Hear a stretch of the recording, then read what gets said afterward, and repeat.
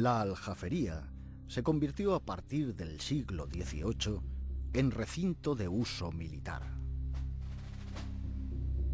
Estas dependencias tuvieron uso carcelario.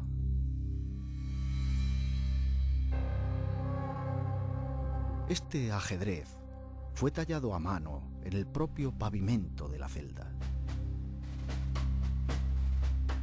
La aljafería fue plaza donde se hicieron fuertes los soldados franceses durante su ocupación entre 1808 y 1813.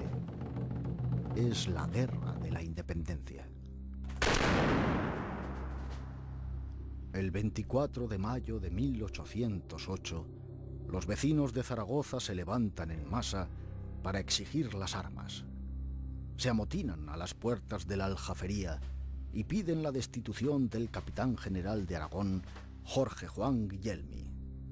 Es un anciano militar ilustrado, políglota, refinado, profesor de matemáticas, que ha sido enviado por el gobierno de Carlos IV, que acaba de entregar el poder al francés José Bonaparte, hermano del emperador Napoleón. Los zaragozanos son partidarios del sucesor al trono español, Fernando VII, y toman conciencia de la necesidad de expulsar al invasor francés. En vísperas del motín del 24 de mayo de 1808, Zaragoza vivía una situación de gran crispación social. Los acontecimientos ocurridos en Madrid y en otras partes de España, la información tan precisa que llegaba, la existencia de una conspiración aristocrática en los salones de la condesa de Bureta, de la que el propio Palafox y otros aristócratas no eran ajenos. La situación económica de precariedad, las malas cosechas, los precios elevados, van a ser nuevos elementos fundamentales que va a desarrollar esa crispación que degenerará en un motín.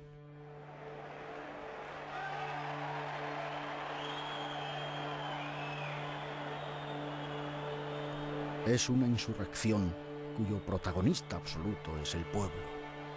Guillelmi, un general veterano, es consciente de la gravedad de la situación. Así es. El amotinamiento de los zaragozanos es el principio de una guerra atroz. Comienzan los sitios de Zaragoza.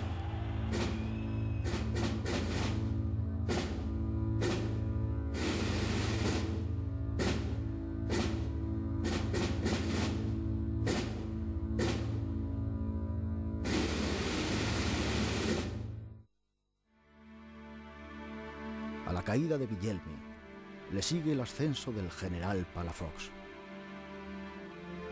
Este militar zaragozano es traído por los labradores del Arrabal desde su refugio de la Alfranca para convertirlo en el nuevo capitán general. Palafox nunca residió en la aljafería.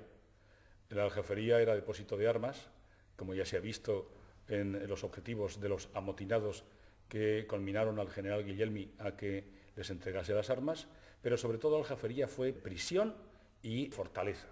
Defender la vanguardia de los muros de Zaragoza por el oeste y custodiar a todos aquellos afrancesados y franceses o sospechosos de afrancesamiento a los que se considera que pueden representar un peligro por dar información al enemigo o porque pueden proporcionar información del enemigo. En 1985, las excavaciones en el patio de San Martín de la Aljafería sacaron a luz la tumba colectiva de varios soldados franceses que fueron arrojados allí. Este hallazgo es un testigo elocuente de unos años turbulentos. El trabajo fue enormemente laborioso, porque hay que tener en cuenta que se sacaron restos correspondientes a más de 400 cadáveres. Lo que no hay muchas evidencias de que los muertos fuesen por heridas de guerra. En algunos casos sí, cuando las balas dan en un resto óseo, se nota la huella por perforación o simplemente por laceración. Pero cuando la bala atraviesa partes blandas, el tiempo hace que no quede ni rastro. es un acontecimiento arqueológico verdaderamente singular, porque permite conocer primero las unidades militares de los combatientes, segundo, establecer análisis muy precisos de la morfología de los restos, de las enfermedades que padecieron. El concepto del ejército experimentó un cambio fundamental a partir del siglo XVIII. Hasta entonces, los soldados se alojaban en casas particulares. A partir de ese momento, nacería el concepto de acuartelamiento militar, el mismo que permanece hasta nuestros días. El ejército continuó utilizando la aljafería hasta el siglo XX.